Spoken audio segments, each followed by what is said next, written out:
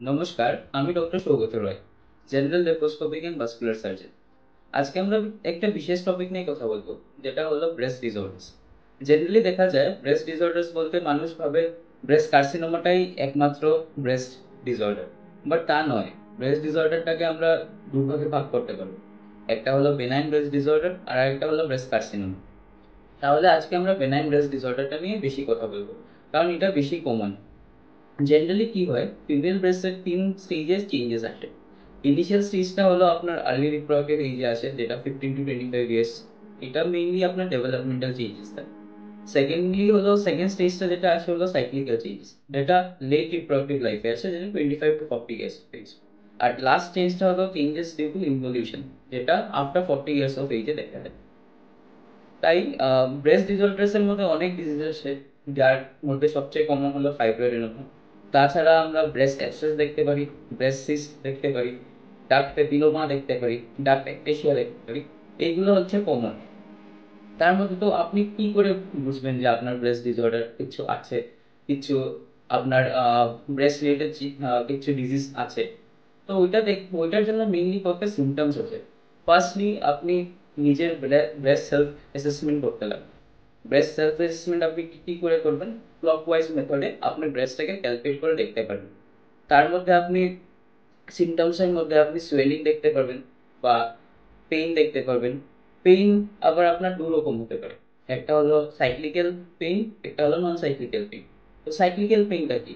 Cyclical পেইনটা is mainly যেটা menstrual সাইকেলের সঙ্গে অ্যাসোসিয়েটেড। জেনারেলি পেইনটা স্টার্ট হয় মিড সাইকেলে, অ্যারাউন্ড 14 ডেজ। আপনার সাইকেলের মেনস্ট্রুয়াল সাইকেলের 14 ডেতে স্টার্ট হবে, আর এটা ধীরে ধীরে আপনার 27 বা 28 ডেজে সেরে যাবে পেইনটা। সেকেন্ডলি আপনার সোয়েলিং, যেটা বললাম, সোয়েলিং থাকতে পারে।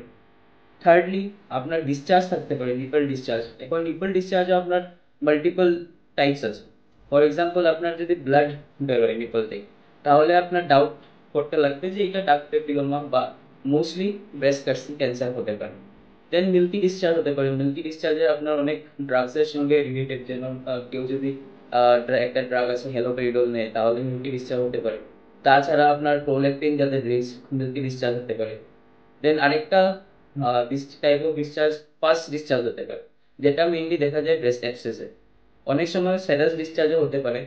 সেরাস ডিসচার্জ বা আপনার গ্রিনিশ কালার ডিসচার্জ আমরা দেখতে পারি মেইনলি ডাক্ট একটেশিয়াতে। তো আপনি কি করে বুঝবেন? বেসিক্যালি আপনি মনে রাখবেন এই কয়েকটা যেটা সিমটমস আমি আপনাদেরকে বললাম, এটা টাইম টু টাইম আপনার ব্রেস্ট সেলফ এক্সামিনেশন করে দেখতে লাগবে, আর এই সিমটমসগুলো আছে কিনা এটা দেখতে হবে। দেন কিছু ডাউট হলে আপনি নিজের নিয়ারেস্ট সার্জন যে আছে ওনাকে দেখান। তাছাড়া অনেক রকম ব্রেস্টের অনেক রকম টেস্ট আছে। তো যেটা সবচেয়ে কমনলি ইউজ করা হয় হলো ultrasound breast. Ultrasound bilateral breast সঙ্গে এক্সিলাটাও দেখা হয়। তাছাড়া আপনার true card biopsy, FNAC, mammography এইসব আছে। তো এইসব করে আমরা ডিফারেন্সিয়েট করতে পারি কি রকমের ডিজিজ হয়েছে আপনার, weather it is benign or it is malignant. ভয় পাওয়ার কিচ্ছু নেই। আপনারা জাস্ট যখনই টাইম হবে সেলফ এক্সামিনেশনটা করবেন, আর এই সব চেঞ্জেস থাকলে নিয়ারেস্ট ডক্টরকে দেখাবেন। Thank you. নেক্সট ভিডিওতে আমরা ব্রেস্ট ক্যান্সার নিয়ে ডিসকাস করব।